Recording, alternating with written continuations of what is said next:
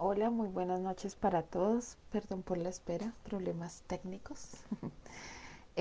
Bueno, vamos a leer la noche de hoy un cuento del escritor John William Polidori. Creo que lo dije bien. Eh, y se llama Polidori, perdón.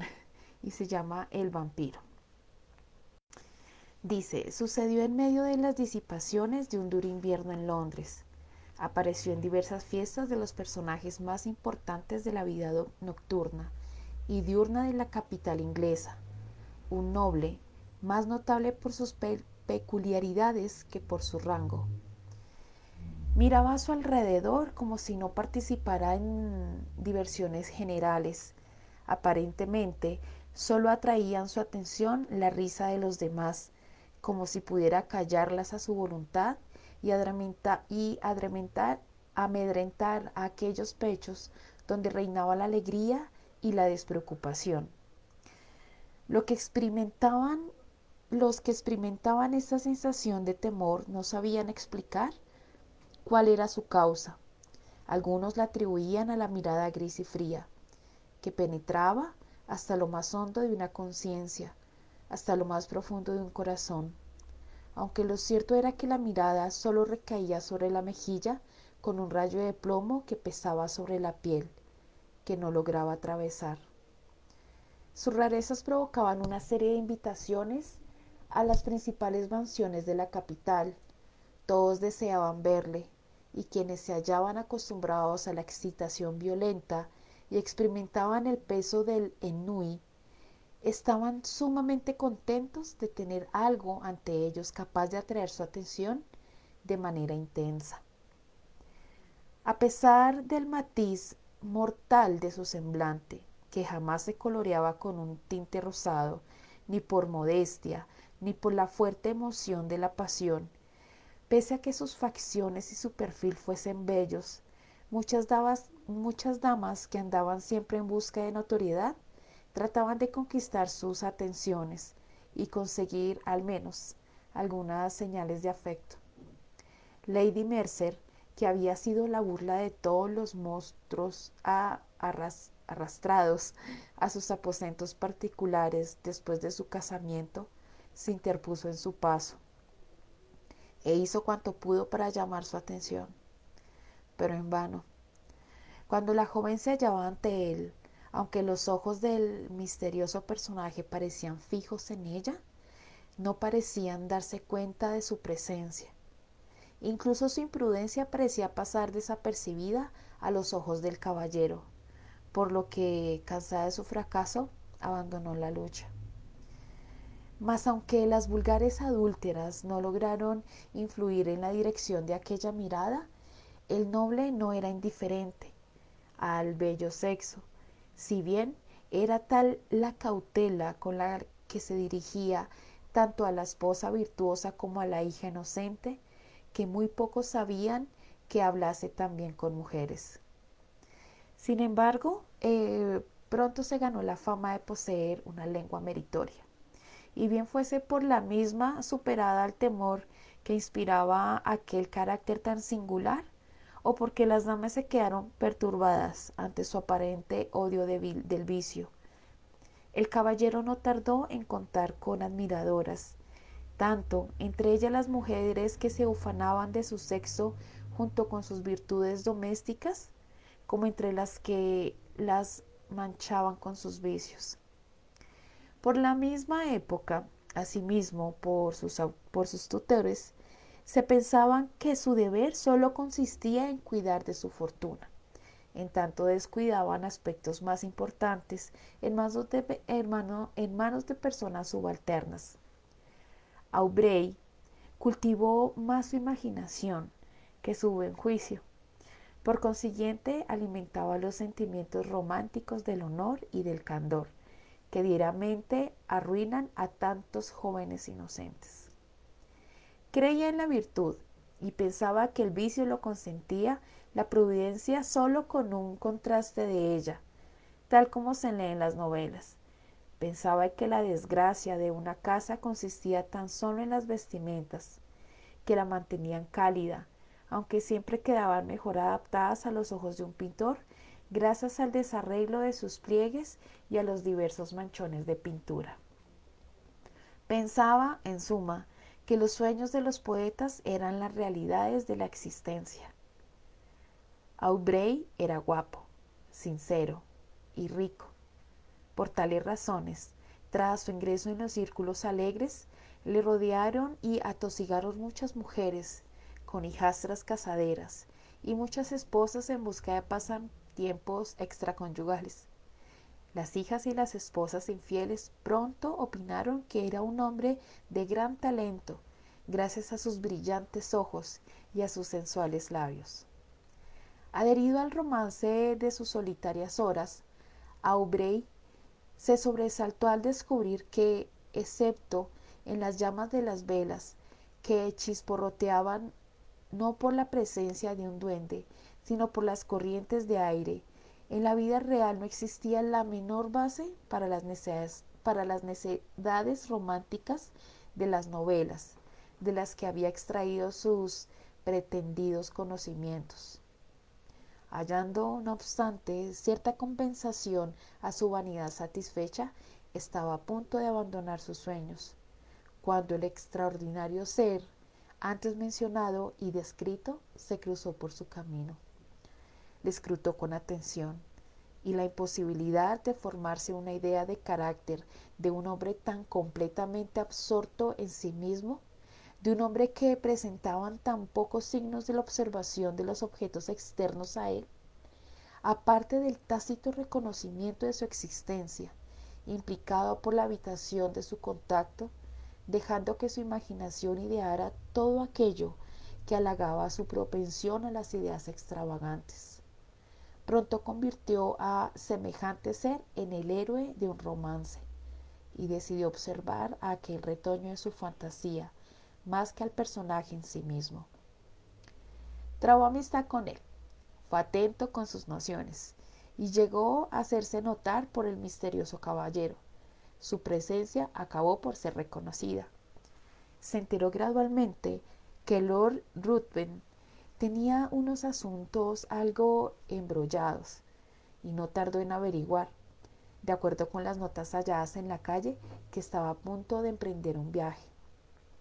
Deseando obtener más información con respecto a tan singular criatura, que hasta entonces solo había excitado su curiosidad sin apenas satisfacerla, Aubrey les comunicó a los tutores que había llegado el instante de realizar una excursión, que durante muchas generaciones se creía necesaria para que la juventud trepara rápidamente por las escaleras del vicio, igualándose con las personas maduras, con lo que no parecerían caídos del cielo cuando se mencionara ante ellos intrigas escandalosas como temas de placer y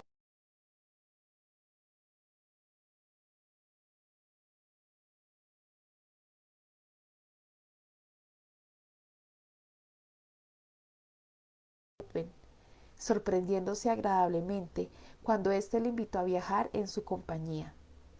Muy ufano de esta prueba de afecto por parte de una persona que aparentemente no tenía nada en común con los demás mortales, aceptó encantado. Unos días más tarde ya habían cruzado el Canal de la Mancha. Hasta entonces, Aubrey no había tenido oportunidad de estudiar a fondo el carácter de su compañero de viaje, y de pronto descubrió que, aunque gran parte de sus acciones eran plenamente visibles, los resultados ofrecían unas conclusiones muy diferentes, de acuerdo con los motivos de su comportamiento. Hasta entonces, Aubrey no había tenido oportunidad de estudiar a fondo el carácter de su compañero de viaje, y de pronto, ahí lo repetí, su compañero era muy liberal, el ocioso y el pordiosero recibían de su mano más de lo necesario para aliviar sus necesidades más perentorias. Pero Aubrey observó asimismo que Lord Ruthven jamás aliviaba las desdichas de los virtuosos, reducidos a la indigencia por la mala suerte, a los cuales despedía sin contemplaciones y aun con burlas. Cuando alguien acudía a él, Él no para remediar sus necesidades, sino para poder hundirse en la lujuria o en las más tremendas iniquidades. Lord Ruthven jamás negaba su ayuda. Sin embargo, Aubrey atribuía esa nota de su carácter a la mayor importunidad del vicio, que generalmente es mucho más insistente que el desdichado y el virtuoso indigente. En las obras de beneficencia, del Lord había una circunstancia que quedó muy grabada en la mente del joven. Todos aquellos a quienes ayudaba Lord Ruthven inevitablemente veían caer una maldición sobre ellos, pues eran llevados al caldazo o se hundían en la miseria más abyecta. En Bruselas y otras ciudades por las que pasaron, Aubrey se asombró ante la aparente avidez con la que su acompañante buscaba los centros de mayores vicios. Solía entrar en los garitos de faro, donde apostaba, y siempre con fortuna, salvo cuando una canalla era su antagonista, siendo entonces cuando perdía más de lo que había ganado antes, pero siempre conservaba la misma expresión pétrea, imperturbable y con la generalmente contemplada a la sociedad que le rodeaba. No sucedía lo mismo cuando el noble se tropezaba con la novicia juvenil o con un padre infortunado de una familia numerosa. Entonces su deseo parecía la ley de la fortuna, dejando de lado su abstracción, al tiempo que sus ojos brillaban con más fuego que los del gato cuando juega con el ratón ya moribundo. En todas las ciudades dejaba a la florida juventud asistente a los círculos por él frecuentados, echando maldiciones, en la soledad de una fortaleza del destino que la había arrastrado hacia él, al alcance de aquel mortal enemigo. Asimismo, muchos padres sentasen coléricos en medio de sus hambrientos hijos, sin un solo penique en su anterior fortuna, sin lo necesario siquiera para satisfacer sus más acuciantes necesidades. Sin embargo, cuanto ganaba en las mesas del juego, lo perdía inmediatamente, tras haber esquilmado algunas grandes fortunas de personas inocentes. Este podía ser el resultado de cierto grado de conocimiento capaz de compartir la destreza de los más experimentados. Aubrey deseaba a menudo decirle todo esto a su amigo, suplicarle que abandonase esta caridad y estos placeres que causaban la ruina de todo el mundo, sin producirle a él beneficio alguno. Pero demoraba esta súplica, porque un día y otro esperaba que su amigo le diera la oportunidad de poder hablarle con franqueza y sinceridad, cosa que nunca ocurrió. Lord Ruthven, en su carruaje y en medio de la naturaleza más lujuriosa y salvaje, siempre era el mismo. Sus ojos hablaban menos que sus labios. Y aunque Aubrey se hallaba tan cerca del objeto de su curiosidad, no obtenía mayor satisfacción de este hecho que de la constante exaltación del vano deseo de desentrañar aquel misterio que a su excitada imaginación empezaba a asumir las proporciones de algo sobrenatural.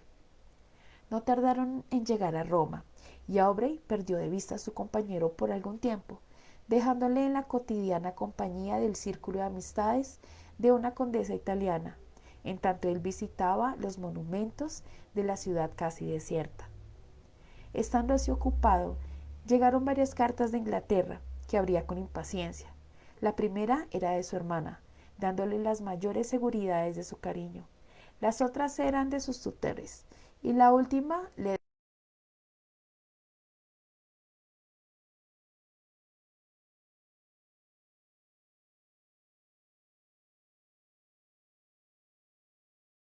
los tutores insistían en que abandonase inmediatamente a su amigo, urgiéndole a ello en vista de la maldad de tal personaje, a causa de sus casi irresistibles poderes de seducción, que se tornaban sumamente peligrosos sus hábitos para con la sociedad en general. Habían descubierto que su desdén hacía las adúlteras que no tenían su origen en el odio a ellas, sino que había requerido, para aumentar su satisfacción personal, que las víctimas, los compañeros de la culpa, fuesen arrojados desde el pináculo de la virtud inmaculada a los más hondos abismos de la infamia y la degradación. En resumen, que todas aquellas damas a las que había buscado, aparentemente por sus virtudes, habíanse quitado la máscara desde la partida de Lord Ruthven, y no sentían ya el menor escrúpulo en exponer toda la deformidad de sus vicios a la contemplación pública. Aubrey decidió, al punto, separarse de su personaje, que todavía no le había mostrado ni un solo punto brillante de donde posar la mirada. Resolvió inventar un pretexto plausible para abandonarle, proponiéndose, mientras tanto, continuar vigilándole estrechamente y no dejar pasar la menor circunstancia acusatoria. De este modo, penetró en el mismo círculo de amistades de Lord Ruthven, y no tardó en darse cuenta que su amigo estaba dedicado a ocuparse en la inexperiencia de la hija de la dama cuya mansión frecuentaba más a menudo. En Italia es muy raro que una mujer soltera frecuente los círculos sociales, por lo que Lord Ruthven se había obligado a llevar adelante sus planes en secreto. Pero la mirada de Aubrey le siguió en todas sus tortuosidades, y pronto averiguó que la pareja había concertado una cita que sin duda iba a causar la ruina de una chica inocente, poco reflexiva. Sin pérdida de tiempo se presentó en el apartamento de su amigo y bruscamente le preguntó cuáles eran sus intenciones con respecto a la joven, manifestándole al propio tiempo que estaba enterado de su cita para aquella misma noche. Lord Ruthven contestó que sus intenciones eran las que podían suponerse en semejante menester, y al ser interrogado respecto a si pensaba casarse con la muchacha, se echó a reír. Aubrey se marchó e inmediatamente redactó una nota alegando que desde aquel momento renunciaba a acompañar a Lord Ruthven durante el resto del viaje. Luego le pidió a su sirviente que buscase otro apartamento y fue a visitar a la madre de la joven, a la que le informó de cuanto sabía, no solo respecto a su hija, sino también al carácter de Lord Ruthven. La cita quedó cancelada.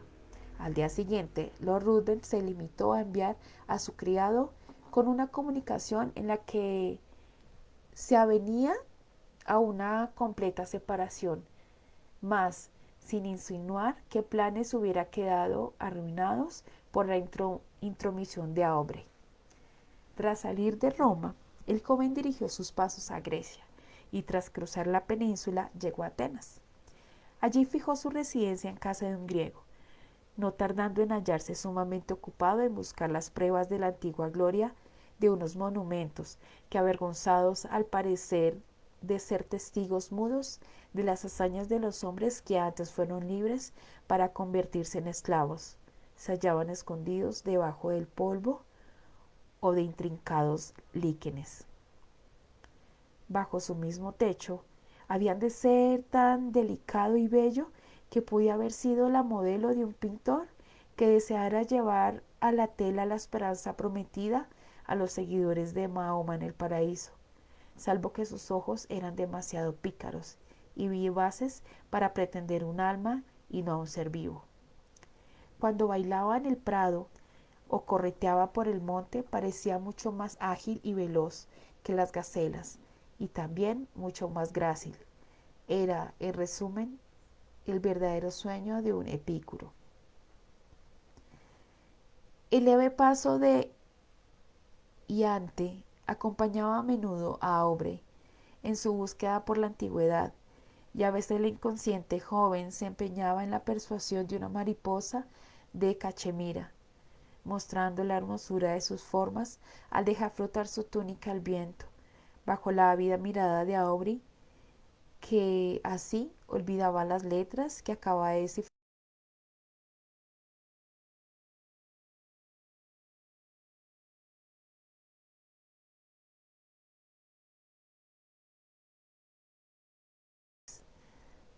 Pudiendo ello haber sido la excusa del olvido del joven anticuario, de dejar de huir de su mente el objeto que antes había creído de capital importancia para la debida interpretación de un pasaje de Pausanias. Pero, ¿por qué intentar describir los encantos, unos encantos que todo el mundo veía, mas nadie podía apreciar? Era la inocencia, la juventud, la belleza, sin estar aún contaminados por los atestados salones, por las salas de baile. Mientras el joven anotaba los recuerdos que deseaba conservar en su memoria para el futuro, la muchacha estaba a su alrededor, contemplando los mágicos efectos del lápiz que trazaba los paisajes de su solar patrio. Entonces, ella le describía las danzas en la pradera, pintándoselas con todos los colores de su juvenil paleta, las pompas matrimoniales entrevistas en su niñez, y refiriéndose a los temas que evidentemente más la habían impresionado. Hablaba de los cuentos sobrenaturales de su nodriza. El cuento queda pendiente, falta la mitad, así que los espero en una próxima oportunidad. Adiós.